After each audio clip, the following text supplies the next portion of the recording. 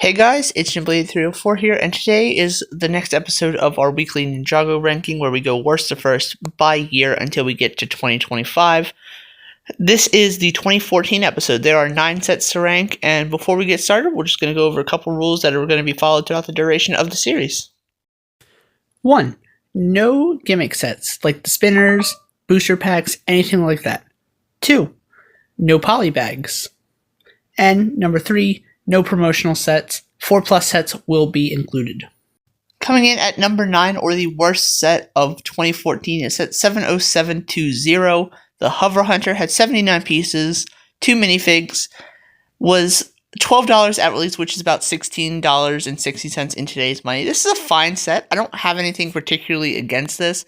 This was the easiest way to get Cole a Nindroid Cole's Technoblade. I think it might have actually been the only way to get Cole's Technoblade now that I think about it.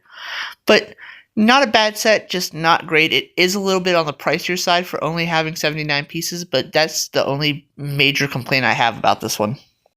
Coming in at number 8 is 70722 Overborg Attack. Had 207 pieces, 2 minifigs, Lloyd, and the exclusive Cyrus Borg in his Overborg outfit. It was $20 at release, or about $28 in today's money. Lloyd's bike is a fine build. The Overborg bike is fine. Nothing too crazy. I don't specifically remember this being in the show, but I could be wrong about that. And there's just a couple little side builds to throw in for filler. They didn't need to be there, so it is what it is on that. Not a bad set at all, just not the best set of this year. At number 7 is set 70726 Destructoid. 253 pieces, 3 minifigs, Zane in his unbattle damaged outfit.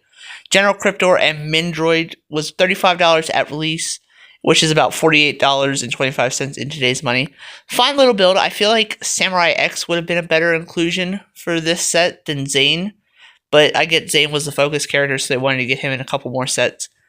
Not a bad set at all. I actually like this one. I got this not too long ago off of eBay because this was one of the ones I did not have, but not a bad set. Just I feel like the Samurai X inclusion would have made this a little bit better.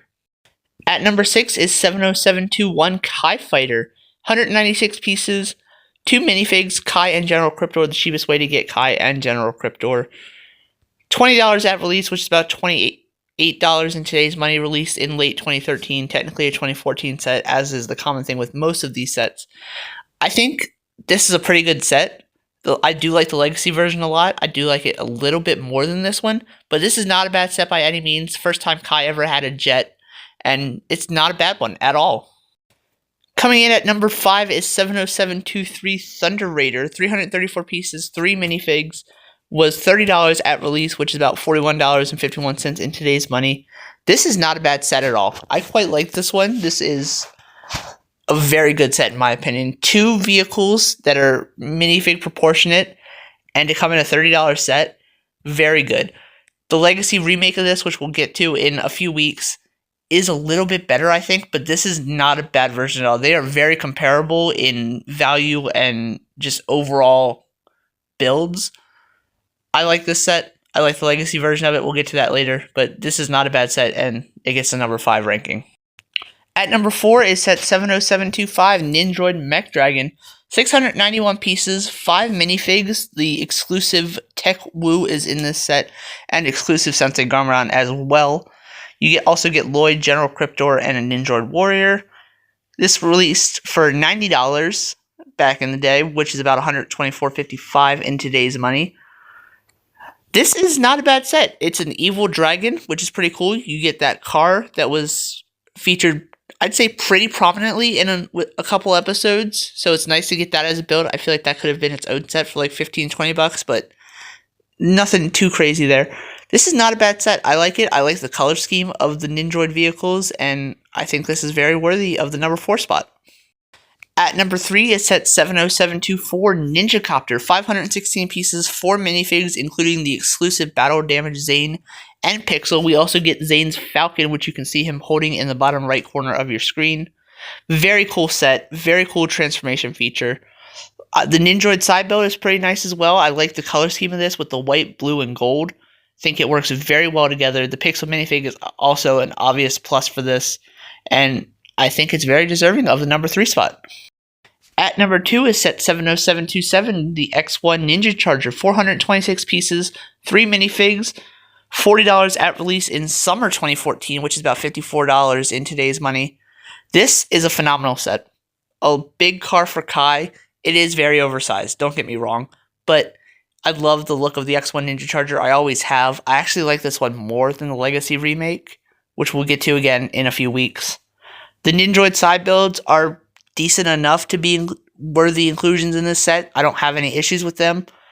I wish we would have gotten maybe one more Ninjoid to help balance things out a little bit, but overall, this is a great set, and I absolutely love this one.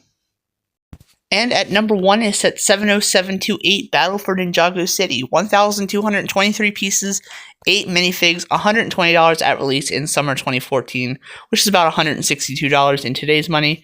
You get the Overlord mech in this, you get a nice little build for the monastery, you get a nice little tree out there, bunch of great minifigs, Zane and Lloyd in their stone armor outfits, you get the Overlord who is exclusive to the set, 3 Ninjoids, which is great. You also get a couple weird side builds like that glider. Didn't really need to be there. There's also the cool monastery gate at the front. Lots of great play features in this. It's just a very good set in my opinion, and definitely one that if you don't have, you should probably look to get, because I think it's worth whatever you pay for it. Hopefully not ridiculously overpriced these days on the secondhand market, but I think it's a very good set, and I would recommend anybody to get this one. But this is a set done right. I wish they would have remade the Overlord mech for Legacy. Maybe they will in another 5 years for the 20th anniversary. Who knows? But that's why this set gets the number 1 ranking, because there's a lot to love about it.